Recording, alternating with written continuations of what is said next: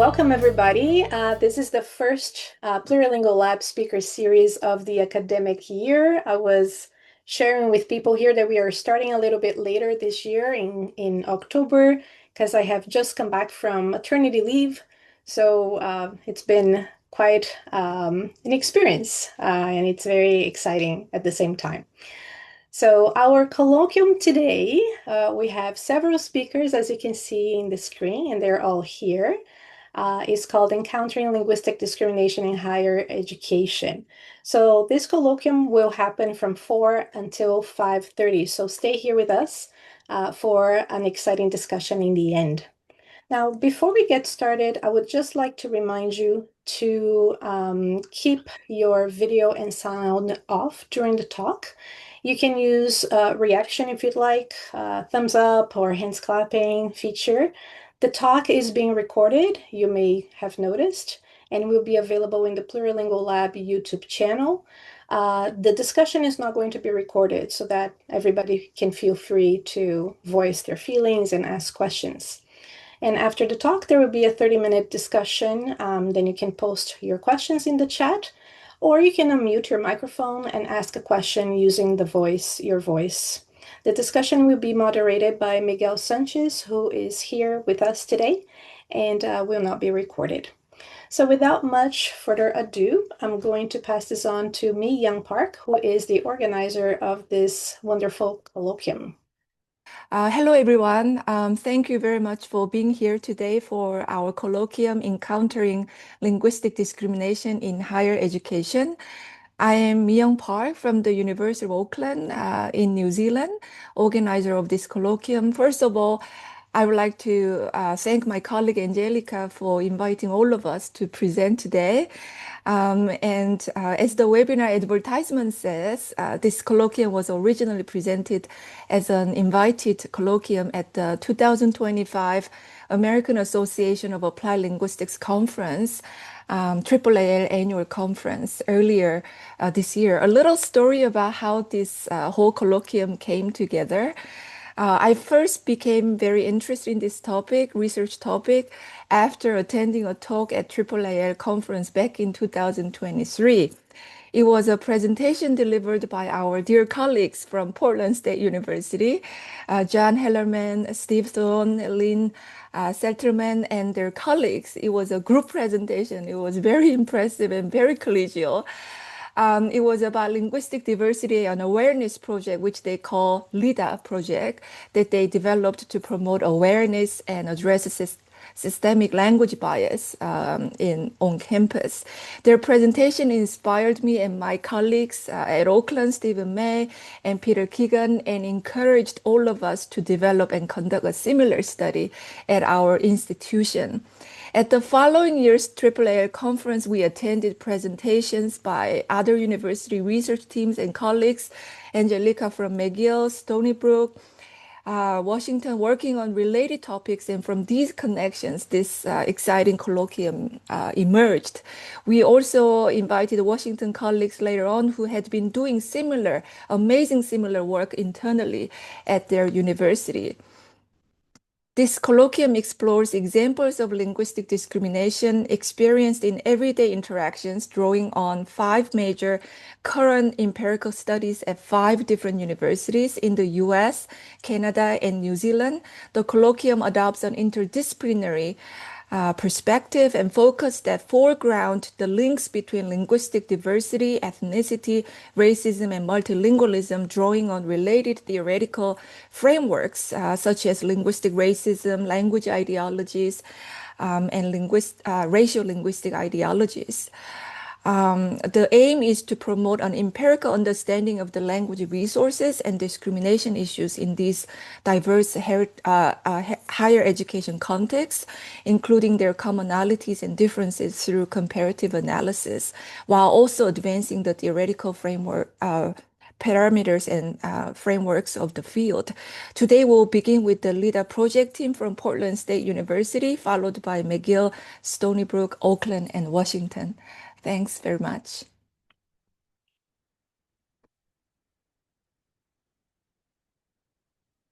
There we go. Hello, folks. Steve Thorne from Portland State University. together with John Hellerman and Lynn Santelman, who are co-present, but then also Janet Cowell, Jenny Middlestat, and actually quite a few both undergraduate and graduate students who've participated in our project. And I think there's a slide related to that later, giving credit where credit is due. So whose language counts? Student perceptions of linguistic diversity. This is a recapitulation in large part, or an abbreviated version of the talk that we gave as part of an invited symposium at AAAL in 2025, organized by Mi-Young Park and colleagues. And what we'll do today, if we advance to the next slide, is talk about the genesis of the project first, which is this is Portland, Oregon in the United States on the West Coast. We have a history, like so many areas in the world, but certainly also in the United States, of white supremacist activity historically in the state. Portland is considered the largest white city in the US, based on the 2020 census report.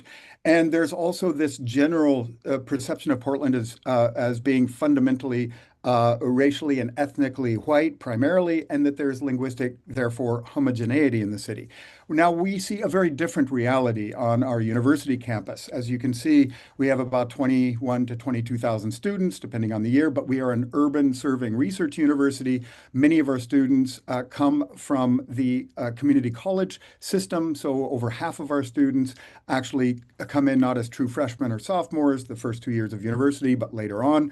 And the average age of our student is almost 26 years of age. Many of our students are first generation college students, the Black, Indigenous, and people of color. So it's a very broad, diffuse category, fundamentally non-white, is 60% on campus. So our visceral reality on campus is very different from that reported, at least in the demographics of the city.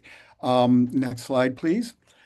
So what this project is motivated by is, while we have in the United States protected classes, so gender, race, ethnicity, that preclude discrimination, there is nothing for linguistic bias and linguistic discrimination at the policy level, both at Portland State University, but even more broadly in the United States and at other institutions.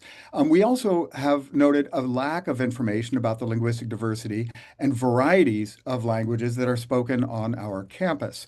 So we began this project just after COVID in 2021. It was funded by a small internal grant, and we've had funds for panelists and for undergraduate workers and some equipment costs, et cetera. And moving on now just to the broad contours of the project. We have sent out a questionnaire that we are now retooling for a second distribution some 4 years later. And while we only received a 9% response rate, which is middling, as you would know from generic surveys sent out, we actually did have 2,200 responses. And 1,500 responses dealt with language attitudes and experiences. So that's a substantial empirical foundation upon which to build our work. We've also done 50 at this point follow-up interviews. These are longer, sort of quasi-ethnographic interviews of 45-ish minutes with both faculty, faculty, staff, and students. And we've had panel discussions of faculty and also panel discussions of students to see if talking with each other elicit different kinds of data than would individual interviews. And we have a public-facing side to this, which is our linguistics roadshow, so described, where we attempt language awareness and consciousness-raising activities through a variety of sociolinguistically oriented, typically tasks that ask about language perceptions, but also language discrimination and these sorts of things. And I turn it over now to Lynn Santelman, who will continue forward as I hobble to class. So thank you again. I'll check in with the group later. It's been a pleasure to be here. All right, thank you, Steve. So, as Steve mentioned, we've collected data from students, staff, faculty.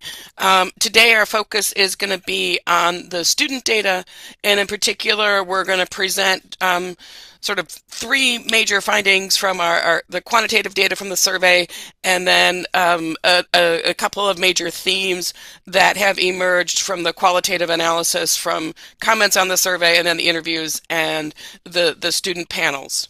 So just a quick overview of the student-specific demographic data of the students who answered the survey. 63% identified as female, 22% identified as male, and nearly 14% as non-binary or third gender. it's a little skewed to the female, but this is actually not that far off from the whole Portland state demographic. Um, just over 10% of students self-disclosed a language disorder. Of the 50 interviews, 21 of those have been with students, and then we had 10 students in separate panels. One of the things that we asked students was, what languages do you speak? And many students listed more than one, and we got a total of 161 separate languages, with 68 different languages listed as students as a first language or languages for students. We also asked students, which of these languages do you use outside the classroom, or which of these languages really do you only use inside a language learning classroom? And the results show that many of our students, in fact, the majority of students, both graduate and undergraduates, use more than one language outside the classroom, and that really a minority of students say that the only language they ever use is English. We also asked students about their views about whether or not different varieties of English or accented English were encouraged at PSU in different contexts. So in informal speaking, formal speaking, and more formal writing. And you'll see from this chart here is the majority of students weren't too sure about any context, but they were more likely to agree that different varieties were encouraged in informal speaking environments, and they're least likely to agree in formal writing. So clearly students are distinguishing among the various contexts at the university, and the more formal it is, the less comfortable they perceive the institution being in accepting different varieties. Reports of language bias were actually lower than perhaps we were expecting. We asked students about their experiences with negative reactions to their speaking, and just about 3% of the students said that they've received negative reactions to their speaking. Perhaps not unsurprisingly, about 10% said that they've received negative reactions to their writing. We know that that's often an area of development and growth for students in learning academic language. We also asked them if they've heard about other people getting negative reactions to their speaking or writing, and we have somewhat similar figures for that as well. And then finally, we found a couple of significant differences among our groups. One of the questions we asked was how much they agreed with the statement, "I will be more successful at PSU if I use standard English," with 5 being strongly agree and 1 being strongly disagree. And you'll notice sort of with status, undergraduate students agreed with this the most, then grad students, then staff, then faculty. So it seems that students, staff, and faculty really are sort of sensitive to the power relationships on campus, and that the more power you have, the more you feel perhaps able to flaunt this desire for standard English. But pretty much everybody recognizes standard English as being sort of what's expected in this environment. We also looked at some gender breakdowns, and for the question that we asked about whether students felt pressure to change their language when they're in Portland State contexts, non-binary or genderqueer students were the most likely to agree with that. Female students next most likely, and male students next most likely. There was a significant difference between all of these groups, and again, that's sort of perhaps reflective of the contexts or the social capital that students seem to have on campus. All right, I'm going to turn it over to John now, and he's going to talk about the qualitative results. And John, you have about 2 minutes left. Okay, thanks. The perils of going last.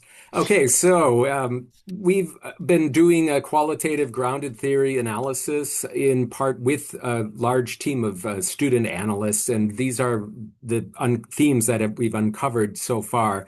And we're going to focus on just two of these today with some illustrative quotes of the invisibility of multilingualism and linguistic insecurity. So regarding the invisibility of multilingualism, so this is reflected in a number of ways in student comments. So there's some very overt statements about not being seen and some more subtle comments. So these are some representative examples from interviews and from focus group. So multilingualism is not valued. I don't think it's acknowledged that people speak other languages. This is in the PSU context. Multilingualism goes unnoticed, actually. Nobody cares about how many languages you speak at PSU. Here's an example from in the classroom setting. In my acting class, I said I would love to do a skit in Arabic so the language doesn't become an obstacle. And they said, no, it has to be in English. So I don't really know the rationale behind that. So an issue of language policing without the instructor really knowing the purpose for it. With respect to linguistic insecurity, comment from the survey, the insecurity is reflected in discomfort with both using regional varieties and international varieties. So these are domestic students and international students who have commented on this. I refrain from speaking comfortably with my accent or even speaking African American English because it can be perceived as unprofessional by professors or classmates. From an interview, I've had issues with my accent because people are like, oh, I can't understand you because I wasn't saying it the way they wanted to hear. I had issues that instructors or even classmates weren't trying to see other cultures, and comments like that. And maybe we should move ahead, Lynn. So in general, we see in the surveys, in the interviews, the power of standard language ideology and how it permeates student comments, faculty and staff comments. We've seen that students describe their varieties predominantly as standard or West Coast. They describe they describe their experiences being better or more successful if they use standard English pronunciation, and that other varieties are not accepted in formal language contexts.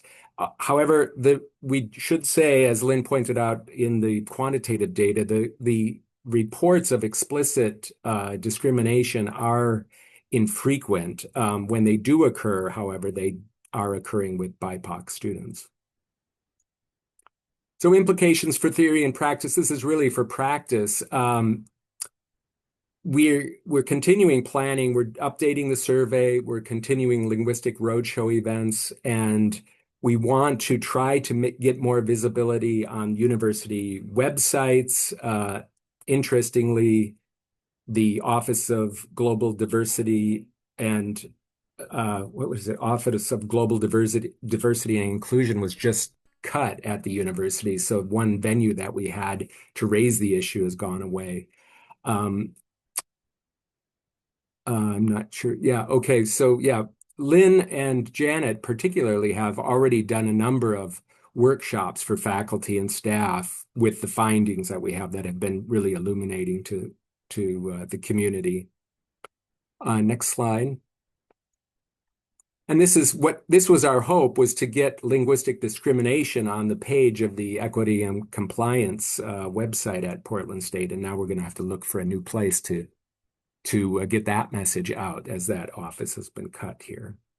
And yeah, a number of students have been involved. I just want to say methodologically, it was really important to do the qualitative analysis of the student interview data with a team of students involved. So the students' perspective was really helpful to unpack what was going on there. Thank you. Excellent, thank you. So I'm moving next. So the title of my presentation is From Linguistic Discrimination to Linguistic Justice, Unveiling the Voices of Transnational Plurilinguals in Higher Education. So before I get started, I'd like to acknowledge the help of Li Peng and Hannah Keim, who were two master students working in the project, helping with the data collection and transcription. I'm going to talk a little bit about the context here, the methods, a little bit of the findings, but this will be very quick because we don't have a lot of time, but stay here with me. So for those of you who are not familiar with the Canadian context, we have 10 provinces and 3 territories here.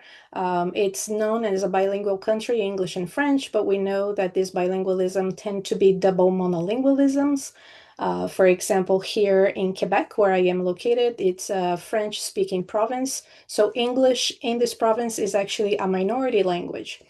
But the university where I work for is an English-speaking university, so English is majority in the university. Across the country, about 13% of the population speaks a language other than English and French, and this is growing. We have over 200 languages, including 70 indigenous languages in the territory. In terms of projections of languages, the speakers who do not speak English or French, who are the official languages of the country, it's projected to be increasing. So people who have English not as a mother tongue, as a mother tongue, we are going to have 3% less of this population, French as well. And people who speak English or French as a second language or third language, we're going to have more people here. Or at least 6%. So that shows that the diversity, not only in campuses, but also in the population, will increase. On campuses here, Canada, as the US and other English-speaking countries receive a lot of international students. In about 10 years, 12 years, we had an increase of over 100, almost 200%. It has been different nowadays because of the laws, and it's a little bit more difficult for international students to come to Canada, but we still have quite a bit of diversity on campuses. A lot of the students come from South Asian countries, Chinese as well, but we have people from all over the world. Steve was talking about policies in universities. At McGill University, we have EDI policies as any university in Canada, but language is never part of these policies. So those who speak a language that is not official tend to have their languages either invisible or they can be discriminated against. Now, the main aim of this study was to investigate linguistic discrimination and acts of resistance of plurilinguals in Canadian higher education. I'm very interested in how people are resisting this linguistic discrimination. So hopefully you're going to find these results interesting. I will go over the literature review because we know that there have been several studies talking about linguistic racism and linguistic discrimination that provide, very negative events. People feel inferior, there is social withdrawal, discrimination can lead to exclusion, etc. I'm also interested in looking at linguistic discrimination from a plurilingual viewpoint, especially because I am interested in working with people here who speak a language that is not official as a first language. So people who do not speak English or French as a first language and speak English and French as second or third languages. So that is, the people that we are recruiting speak at least two or more languages. So that's why we talk about them as plurilinguals. And in plurilingual theory, we see how people do not only use their resources for communication, but they also have agency and somewhat resistance to discrimination when discrimination is encountered. So there were 2 research questions that we had. What are participants' perceptions of their own plurilingual and pluricultural competence? So the ability to use their languages, how comfortable they feel, and if there were any differences between groups, and also participants' lived experiences with discrimination and their acts of resistance. So we collected data. All the data was collected online, and we felt it was a very nice way to collect data because they feel more comfortable in their own places to talk about these issues. We also collected plurilingual, pluricultural competence scale data, and we had semi-structured interviews that were conducted by myself and Li Peng. I am from Brazil, and Li Peng is from China. I just say this because we were both international students here, and we also shared that with the participants who had similar identities. We had 33 participants from different provinces here in Canada, but a high representation of people in Quebec, probably because that's where we are, and Ontario. These are two large provinces too, four from British Columbia and one from other provinces. 27 of these people spoke English as an additional language, and 6 spoke English as an L1. None spoke French as a first language. And we did interviews with 25 people, and we're going to focus the interview data on the people who speak English as an additional language, not the ones who spoke English as a first language. The plurilingual pluricultural competence scale is a scale that has sentences and people agree or disagree. For example, when talking to someone who knows the same languages as I do, I feel comfortable switching between the languages. So we're going to see how comfortable, people are with their own plurilingual pluricultural competence and if there are any differences. So to start, participants' perceptions of their own plurilingual pluricultural competence and differences across groups. Of course, this data had only 33 people, so we couldn't do statistical analysis, but we can do descriptive analysis to kind of provide some sort of a picture here. The mean of the PPC scores was very high across participants, so the scale goes until 4, so it was 3.4. It was, high enough. In terms of differences, we saw a few differences. Again, we do this with caution because there were very few participants. Those who had Canadian citizenship tend to feel more comfortable using the languages. Those who spoke English as a first language as well. Those who spoke the 2 official languages of the country. And in terms of race, those who were white or racialized, they didn't have any differences in this particular data. However, those participants who were more privileged, or I say privileged here because they were speakers of English as a first language. Some of them had French as a second language, so the 2 official languages. They were born in Canada and they were white. Those participants didn't have discriminatory stories to share during the interview. Some of them didn't even want to participate in the interview, probably because they didn't have much to say. So the interview data that I'm going to present here refers to the speakers from marginalized groups, either linguistically, culturally, or racially. All of the participants who participated in the interview said right off the bat that their repertoire was an asset. So they never felt that it was a burden. There was one question about being an asset or a burden, and they said, no, we may suffer linguistic discrimination, but we still love, the way we are with the languages we have.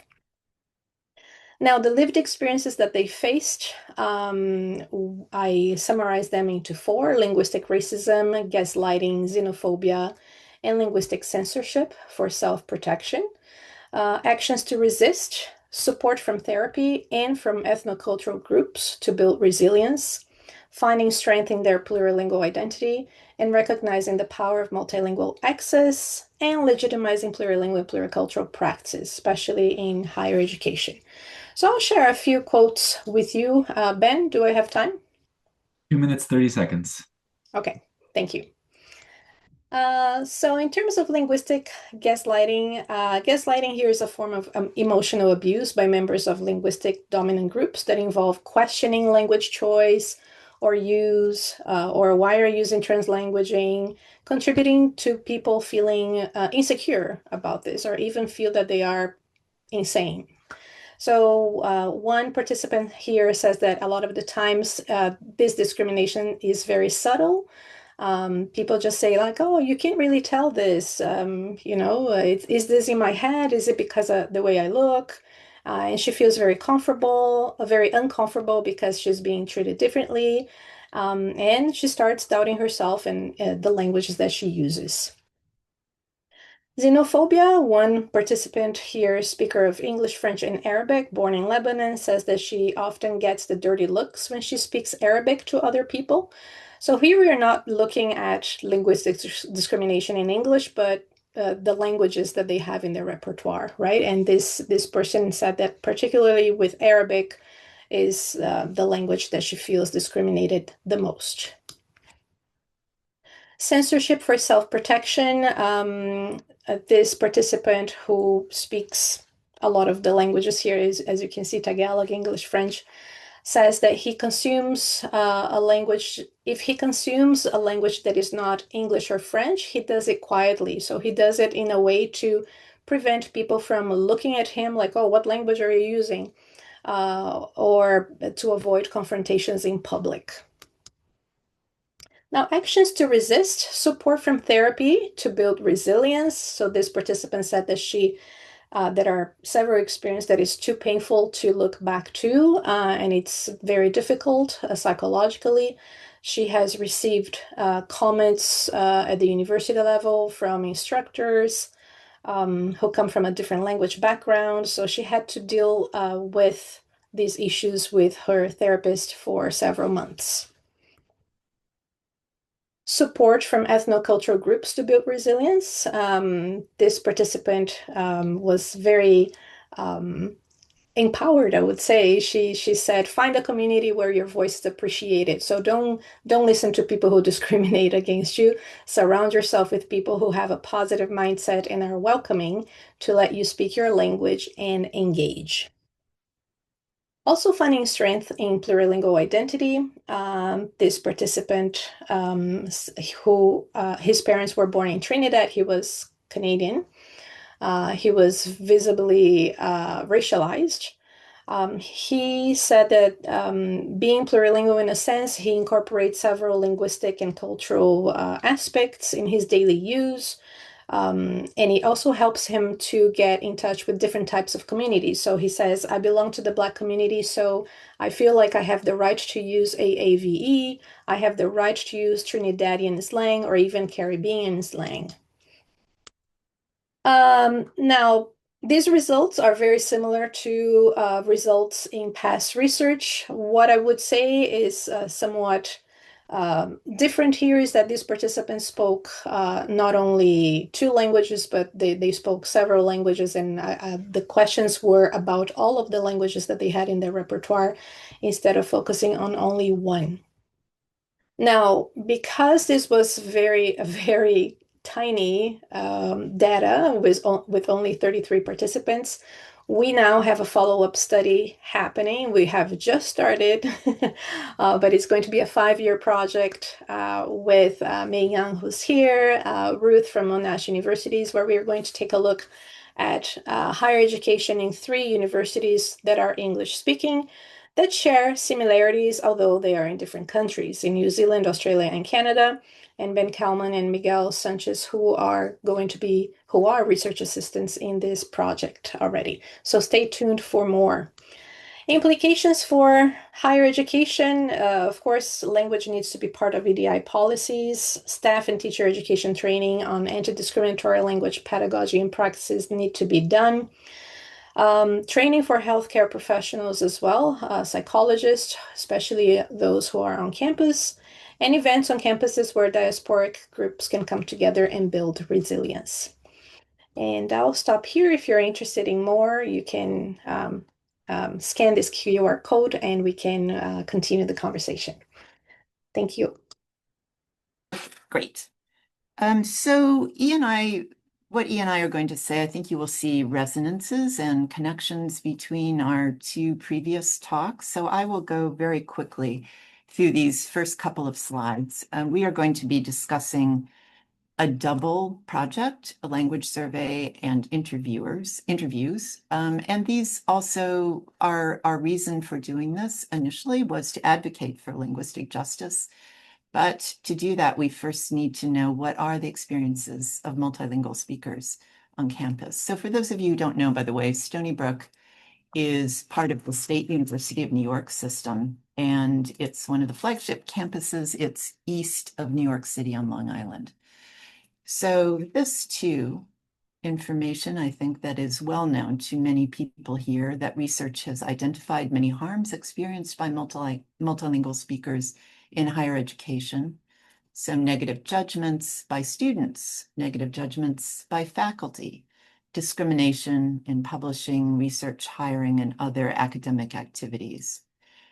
So for Stony Brook in particular, while the university gathers demographic data about students on geographic origin, ethnic identity, gender identity, even a measure, if you like, of social class, it does not ask any questions about language, nor is language identified as an aspect of diversity on the university website.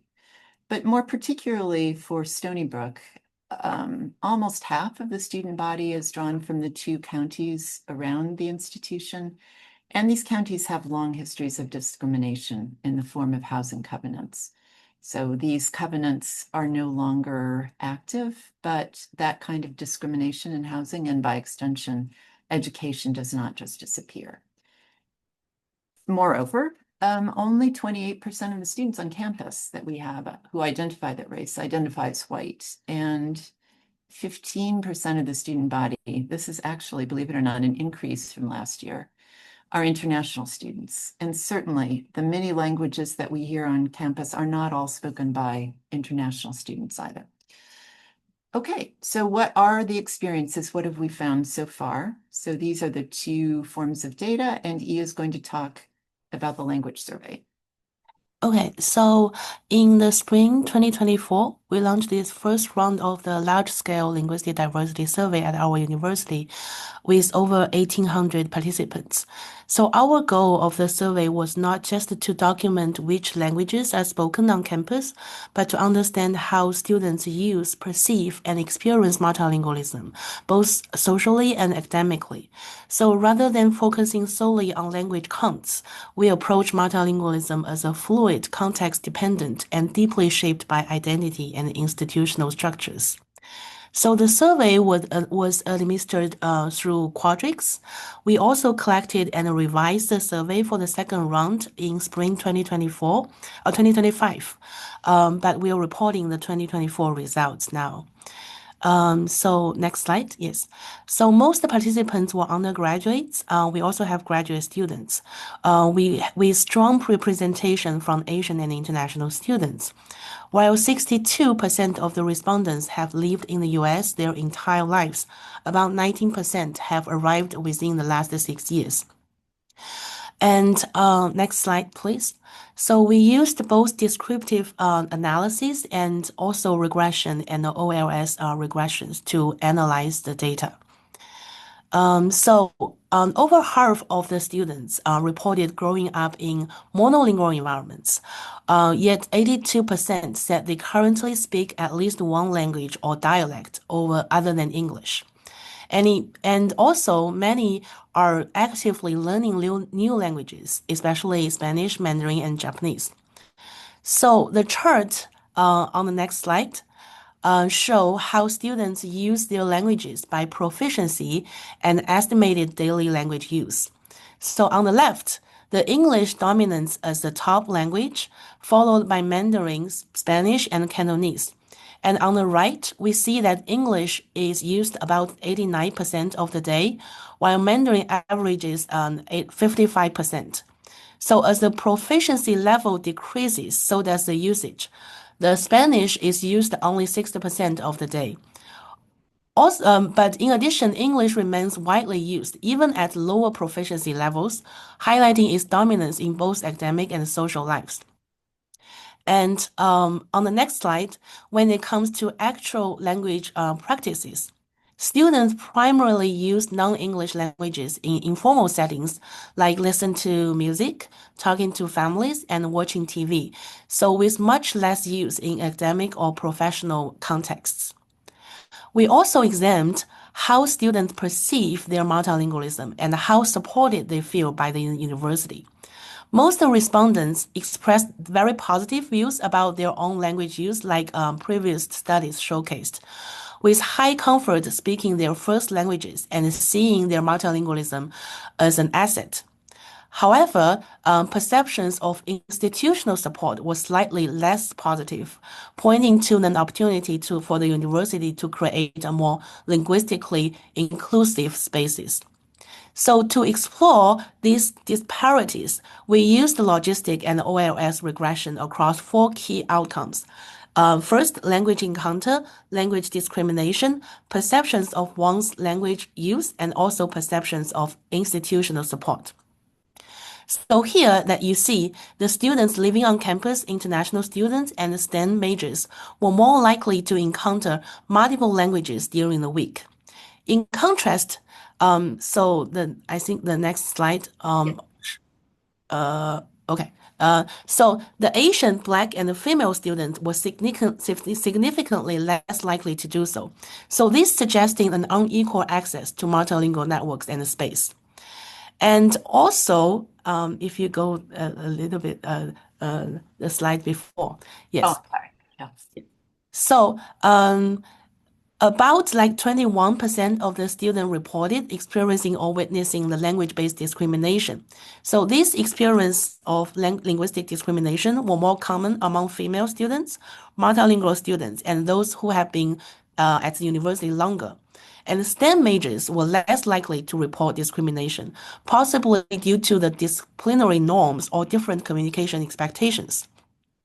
So in the last slide here, we saw a similar pattern in the perception of institutional support.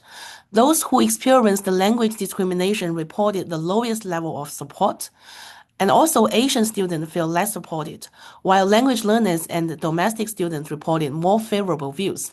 So in the final slides here, across all four different areas, language encounter, again, the discrimination, self-perception, and institutional support, consistent disparity emerged.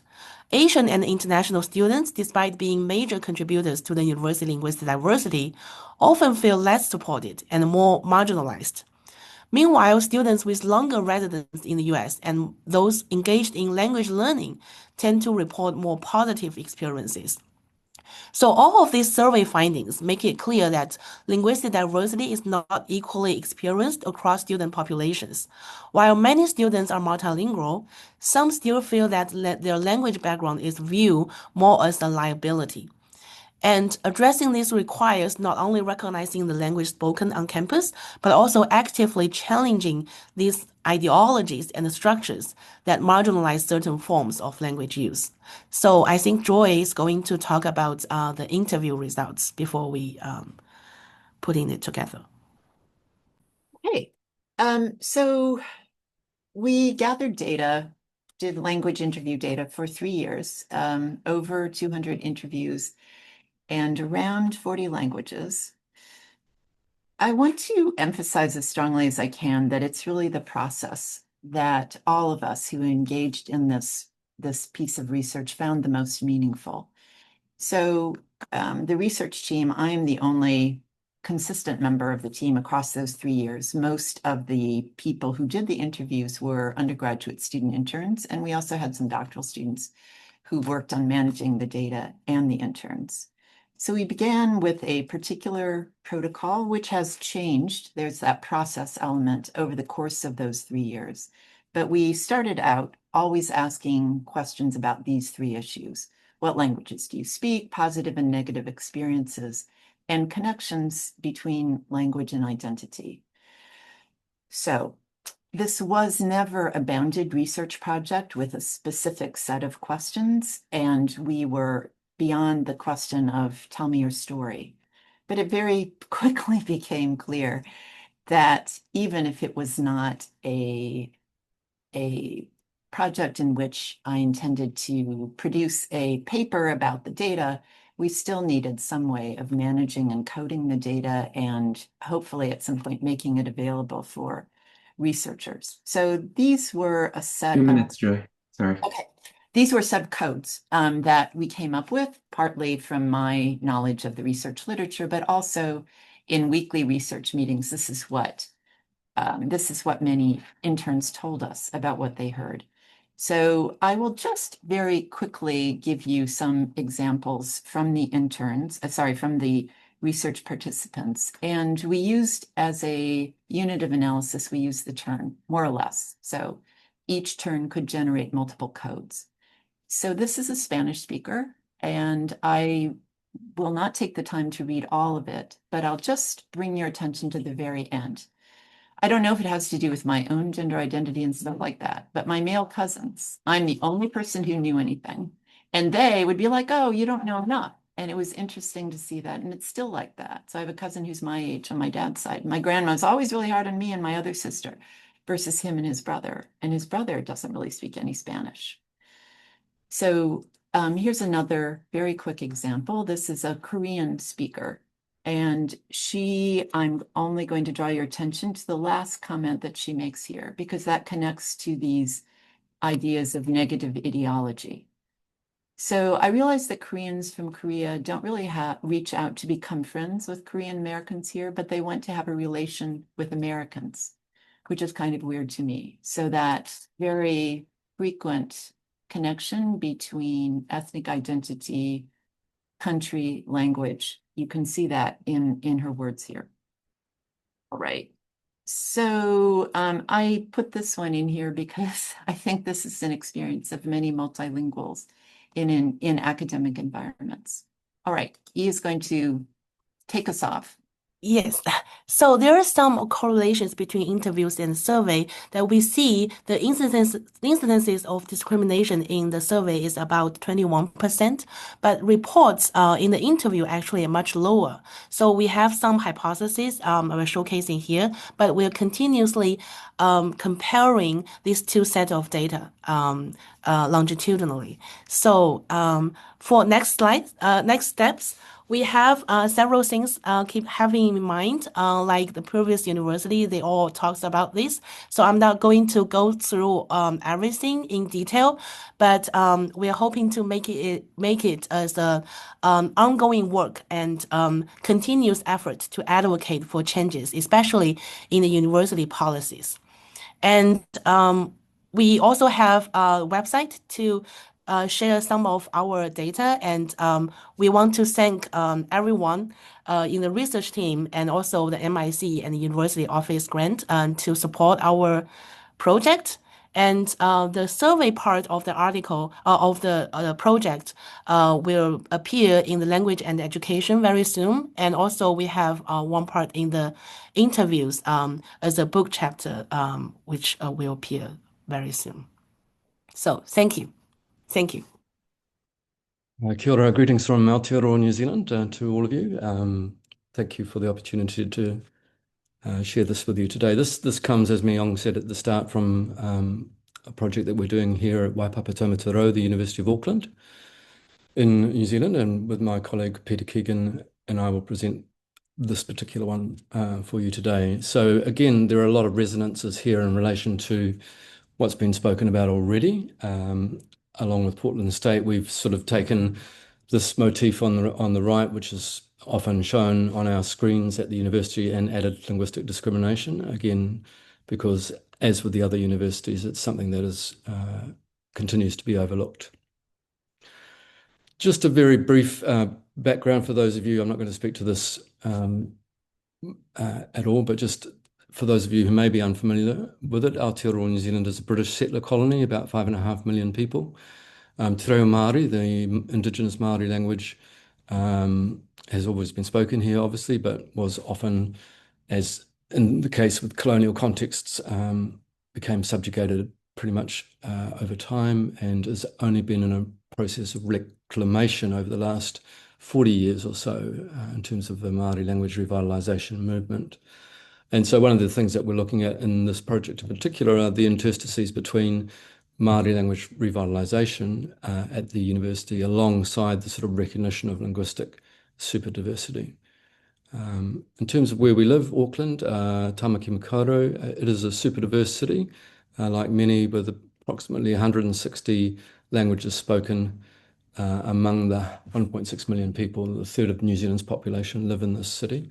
And the top 5 languages you'll see there. The other key issue with Auckland is that it's where most bilinguals and multilinguals who live in Aotearoa, New Zealand are, and yet Aotearoa New Zealand, apart from Te Reo Māori, is still institutionally a predominantly monolingual English-speaking country, the legacies of colonialism here, and this is also reflected in our own university as well. So this is our current study that we have been undertaking over the last nearly 2 years now. We began it in February 2024. We were to conclude it in February 2026, but for reasons mainly to do with the wealth of data that we've managed to collect, we've asked for an extension through to the middle of next year in 2026. This is our team, and should mention Phoebe Ha, who's not here with us today, but is a key part of the project as a research assistant, and myself, Mi Young, and Peter are the research leads. So just in terms of our own university demographics, reflecting the sort of demographics of the city in which we live, nearly 50% of our students are from Asia. Māori students are around 7%. MELA is a nonsense census category from the New Zealand census, which combines Middle Eastern, Latin American, and African, just for your information. Pacific students about 8%, and white New Zealanders, or we call them Pākehā New Zealanders, around 30%. And you can see a similar sort of breakdown in terms of staff. So a very clear predominance of those who identify as Asian in terms of their ancestry. And this is among the 46,000 students and 13,000 professional and academic staff that we have at the university. And we have about 15% that are international students as well, so similar in some degree to Stony Brook and others. So what's interesting in terms of where we're focusing in this presentation is just the sort of correlation between the university's ostensible commitment to biculturalism, particularly to the recognition of Te Reo Māori, the Māori language. And this is instantiated in its 20-year plan, Taumata Teitei, and key principles underpinning biculturalism. We also see it in terms of some of our programs. So Peter, for example, as he will speak to next, teaches on the Huarahi Māori program, a Māori medium teacher education program that has been offered at undergraduate level until this year, but it will be offered again at postgraduate level, we're hoping, from next year onwards. We also have support programs that look to extend the knowledge of both students and staff. So this is an academic writing resource, allowing students to submit their assignments in Te Reo Māori. And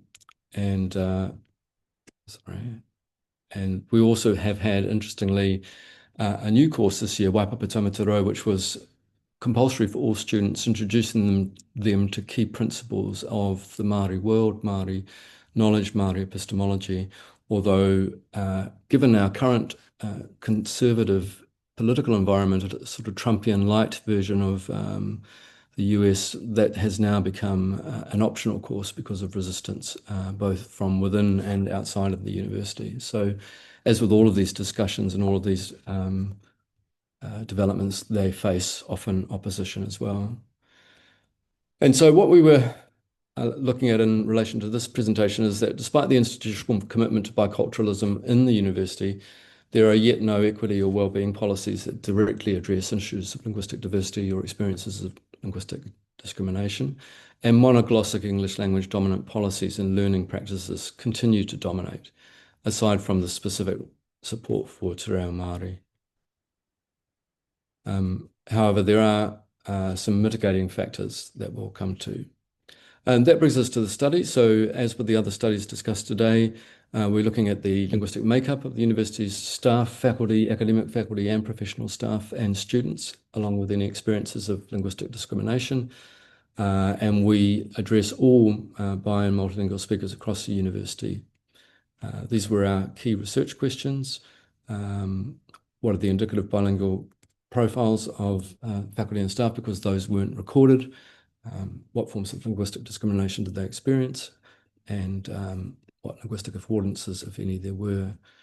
I've already talked to this. We undertook a literature review last year, a policy documentary analysis, and an initial survey that I'll hand over to Peter to talk about shortly.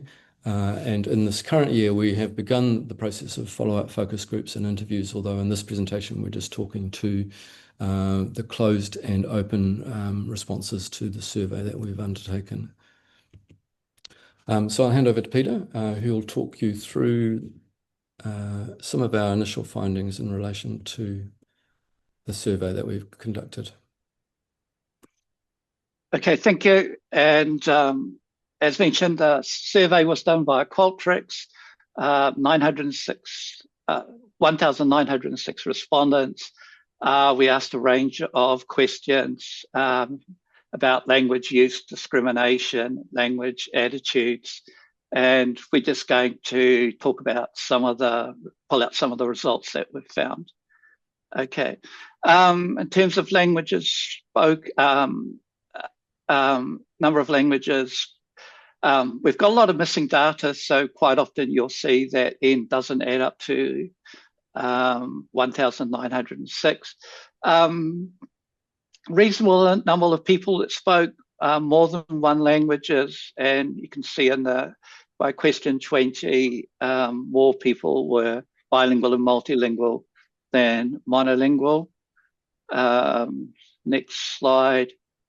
And we turn and look about who is actually more bi or multilingual. It's those that are of Asian, Maori, or Pacifica. Pacifica means those students that come from the wider Pacific region, Samoa, Tonga, places like that. European may mean those that are from New Zealand or those that come from Europe. And in terms of those that learnt English as a second language, they tended to number slightly more than those that didn't.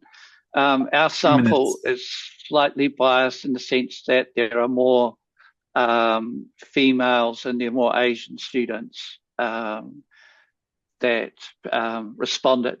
Languages that are most commonly used, Mandarin, Maori, Korean, Japanese, Hindi, Spanish, and sort of kind of reflecting what happens in Auckland. We also asked people what languages that they wanted to learn. Te Reo Māori jumped out by Māori language by a very long way. And I had a look at that and broke it down in the sense that who wants to learn Māori, and it's kind of all genders, all ethnicities, both staff, students, and all faculties, a wide range of people wanting to learn Māori. This here, we're looking at what the top 5 languages that were being reported being used, where they being used and in what sort of circumstances.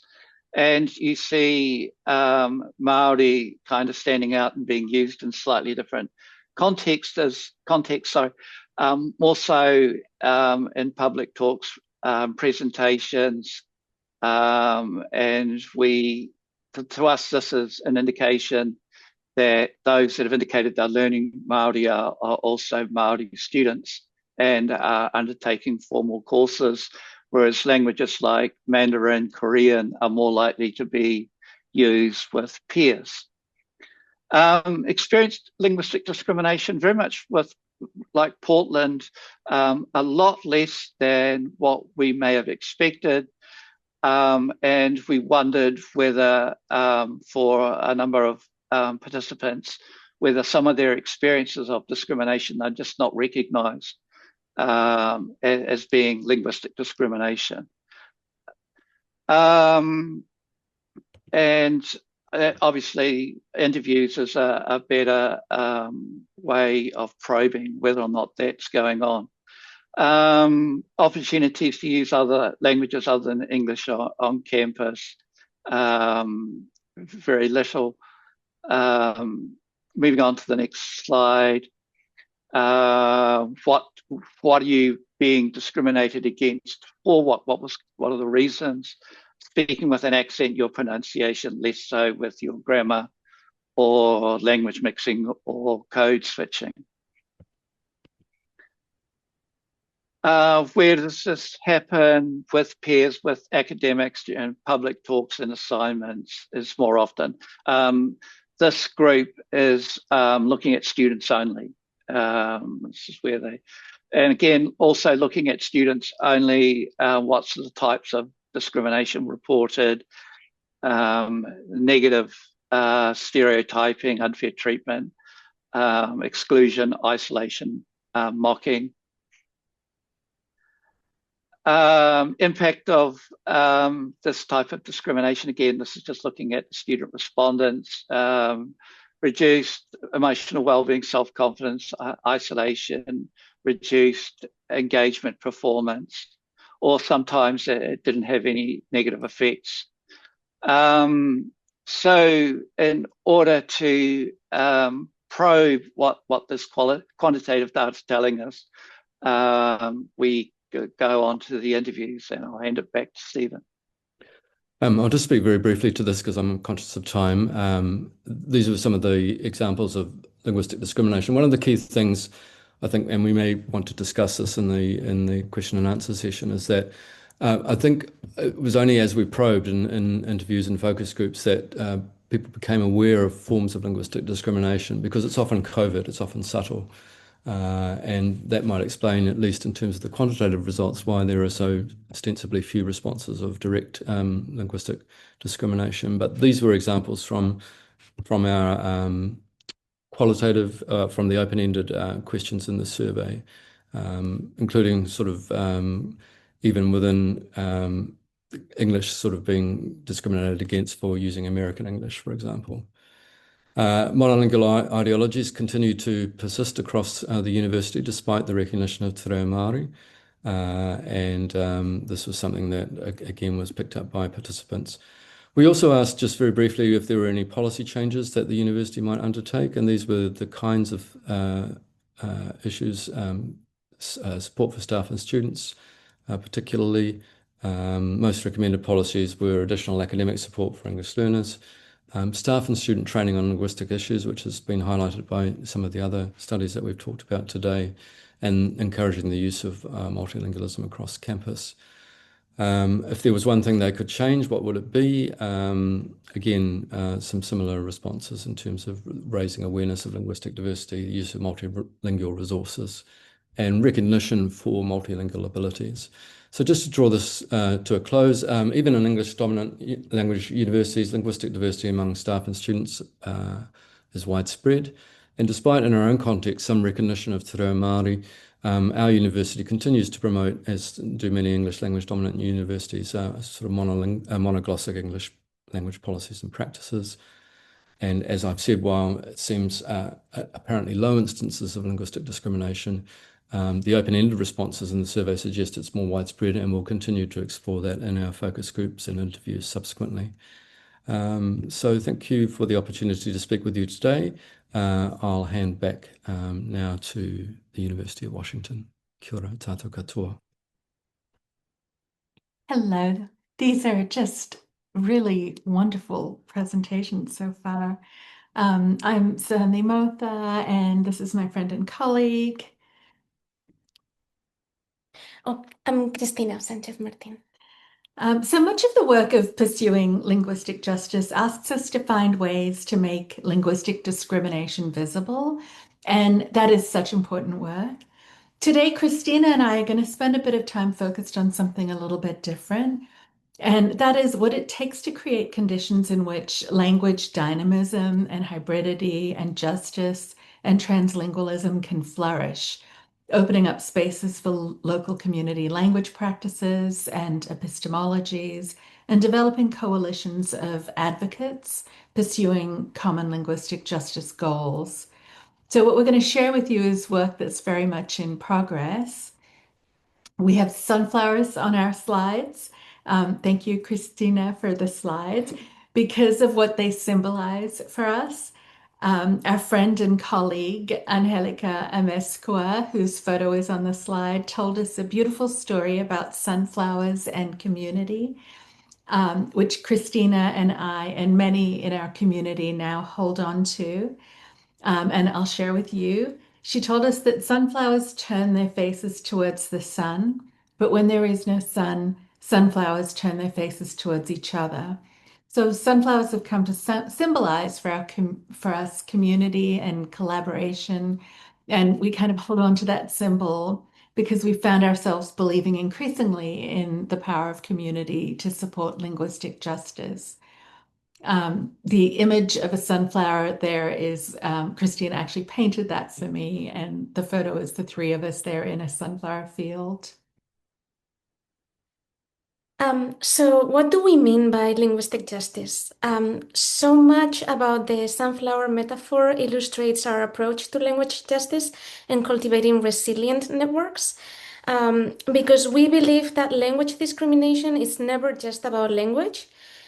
Following the whole theme of the colloquium and what everybody has said before, we adopt an interdisciplinary focus that foregrounds the links between linguistic superdiversity, ethnicity, racism, and by multilingualism, drawing on related theoretical frameworks of linguistic racism, critical race theory, language ideologies, and racial linguistics.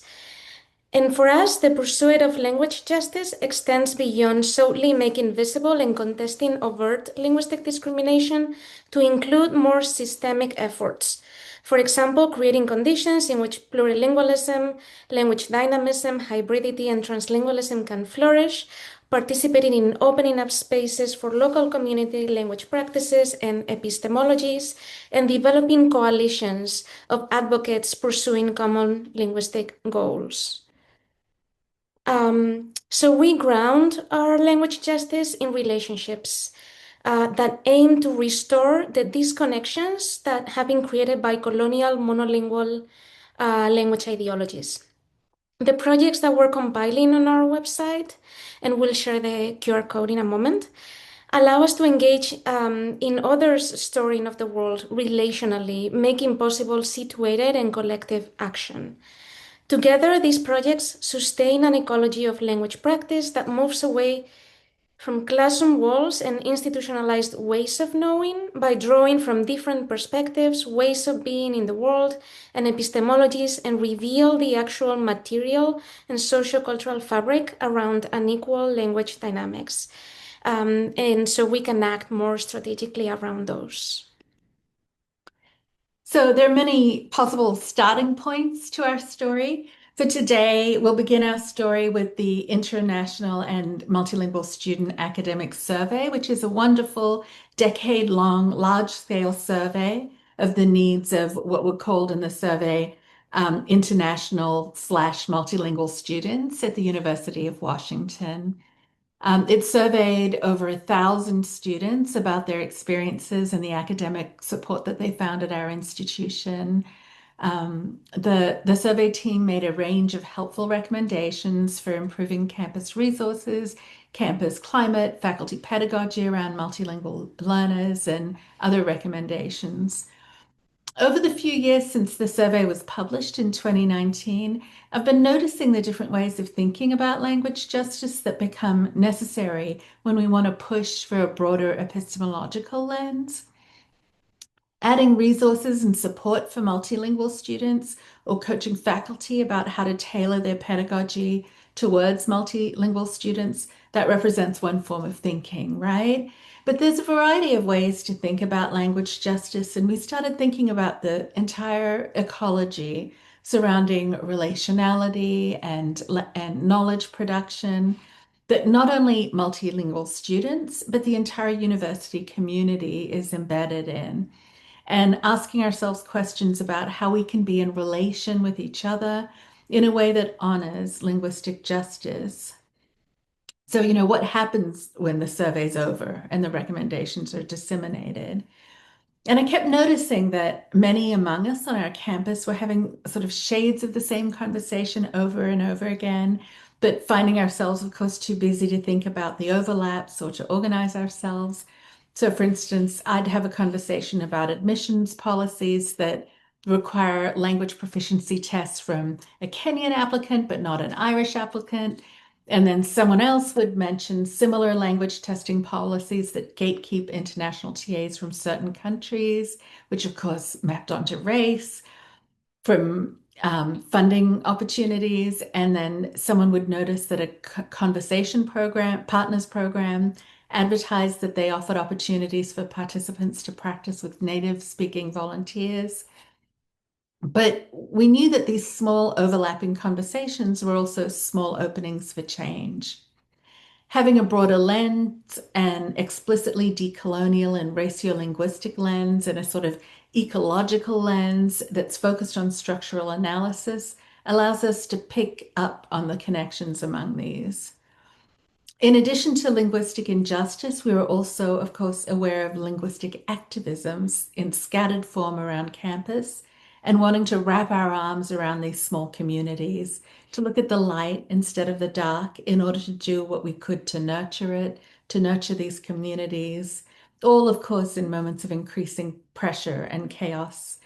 So we started pulling together a website really as an organizing force. I pulled my comrade Christina in. I think it's really an effort to bring together people with similar goals in a coordinated way.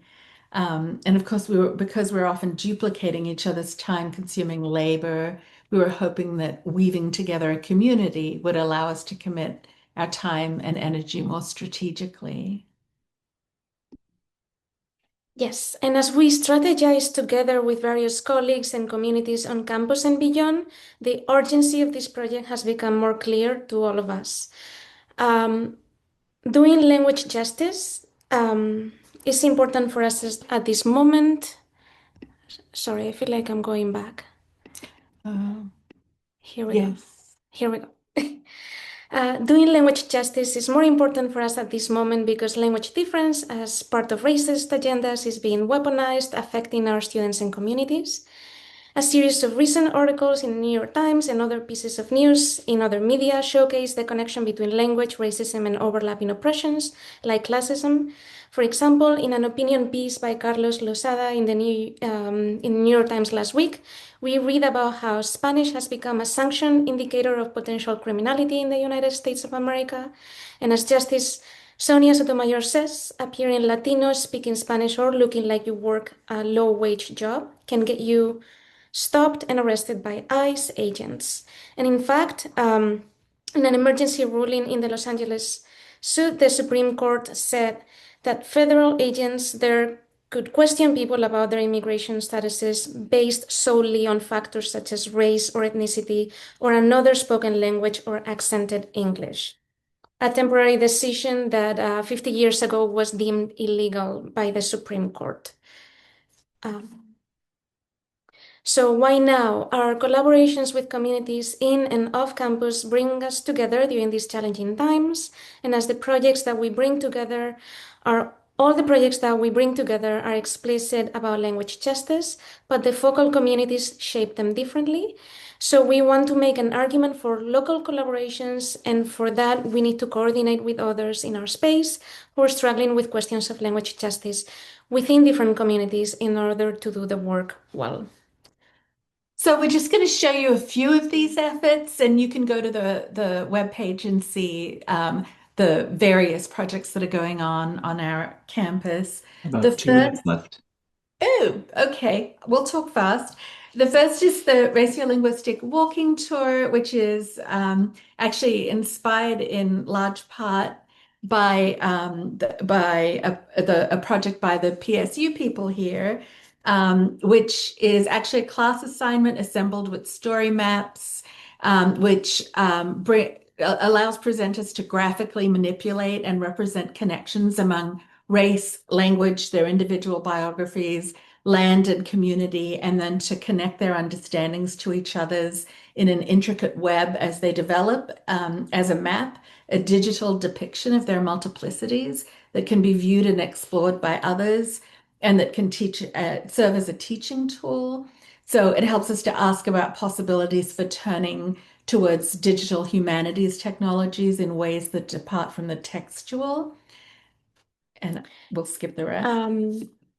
Yes, and the Translationships project, which my colleague Taiko Aoki Marcial and I started 3 years ago with local communities, two nonprofits who serve migrant adult English language learners. We tell stories, we talk about the stories.